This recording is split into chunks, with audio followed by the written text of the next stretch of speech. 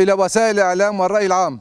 في البداية وباسم بلدية الشعب في أحياء الشيخ مقصود والأشرفية نتقدم بخالص العزاء والمواساة ونعزي الإنسانية جمعاء وأسر الضحايا الذين قضوا نتيجة الزلزال المدمر الذي ضرب تركيا وسوريا بتاريخ 6 من شباط، ونتمنى الشفاء العاجل للجرحى.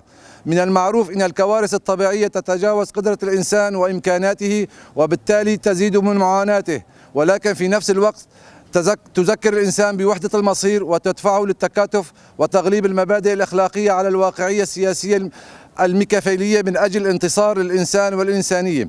وهذا ما شاهدناه وتابعناه من خلال وسائل الإعلام، حيث تكاتفت الدول والشعوب والمنظمات الإنسانية لإنقاذ ضحايا الزلزال في سوريا وتركيا، ولم يخلو الواقع من بعض الحالات الازدواجية والعنصرية. بالنسبة لوضع الشعب، تعرض المنطقة إلى الزلزال المدمر، سيطر حالة الهلع والخوف على السكان. هناك فوبيا الخوف من السكن في الطوابق العالية، وخاصة في القسم الشرقي من حي الشيخ مقصود، نتيجة المباني المؤلفة من 5 طوابق وأكثر، وقسم كبير جدا أصبح غير صالح للسكن.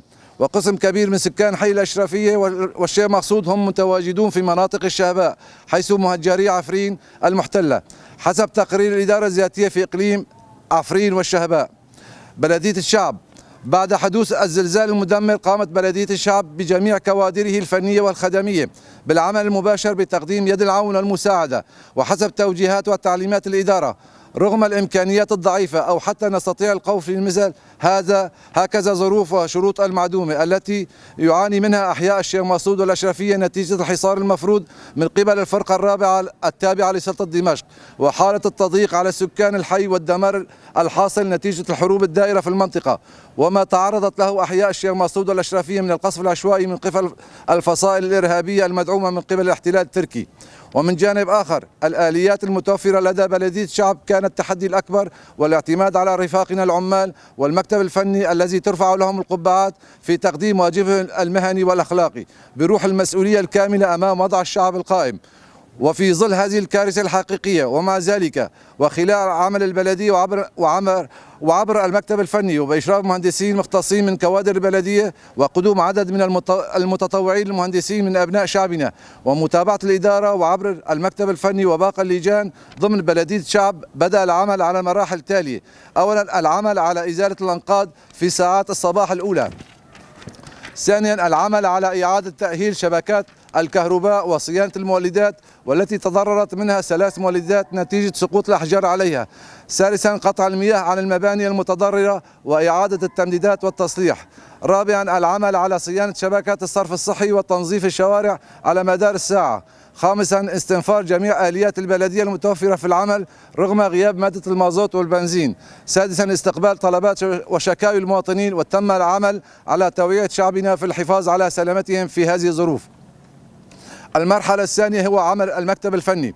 قام المكتب الفني بتقييم الأضرار الناتجة عن الزلزال الذي حدث بتاريخ 6 من شباط لعام 2023 ضمن أحياء الشيخ مقصود الشرقي والغربي والأشرفية بحلب، حيث تحرك المكتب الفني في البلدية وشكل لجان السلامة العامة من مهندسين وخبراء وبمشاركة بعض المهندسين المتطوعين للقيام بأعمال الدراسة لتقييم وضع المباني من حيث الأضرار والآلية للسقوط بهدف المحافظة على سلامة المواطنين. وقد قسمت اللجان إلى 4 فرق. الفرقة الأولى توجهت إلى القطاع الشرقي لحي الشيخ مقصود، والفرقة الثانية توجهت إلى القطاع الغربي، والفرقة الثالثة إلى قطاع الأشرفية، والرابعة كانت مهامها الوقوف على شكاوي المواطنين. وبعد 6 أيام من أعمال الكشف توصلت إلى النتائج التالية: باعتبار بأن هناك أبنية واقعة ضمن المخطط التنظيمي وأبنية خارج المخطط التنظيمي منطقة المخالفات، فقد تصدعت معظم المباني نتيجة هذا الزلزال، وهناك أضرار جسدية ومادية. وقد قسمت الأبنية حسب درجة الخطورة، وهناك أبنية مخالفة لضابطة البناء بإضافة طوابق إضافية لزوم إزالتها فورا. أما الأضرار الجسدية فكانت هي 6 شهداء وأكثر من 100 مصاب، والمادية تشريد آلاف المدنيين خارج منازلهم تستوجب تأمين مأوى لهم وترميم منازلهم بغية تعويضهم ماديا بما يتناسب مع حجم الأضرار وأضرار في البنية التحتية وفي شبكات المياه والصرف الصحي والكهرباء. عدد الأبنية التي انهارت نتيجة الزلزال هي 5 أبنية. عدد الأبنية التي تستوجب الإزالة بالكامل 12 بناء. عدد الأبنية المتضررة 400 بناء. أضرار البنية التحتية من صرف صحي ومياه الشرب والأرصفة. وبناء عليه نحمل المجتمع الدولي وروسيا الاتحادية ومنظمات حقوق الإنسان والقانون الدولي المسؤولية الكاملة أمام الوضع القائم، حيث الحصار المفروض من قبل الفرقة الرابعة التابعة لحكومة دمشق وعدم السماح بدخول المواد الأساسية والمعدات والمساعدات الإنسانية العاجلة، ولا زالت هذه السياسات مستمرة حتى الآن.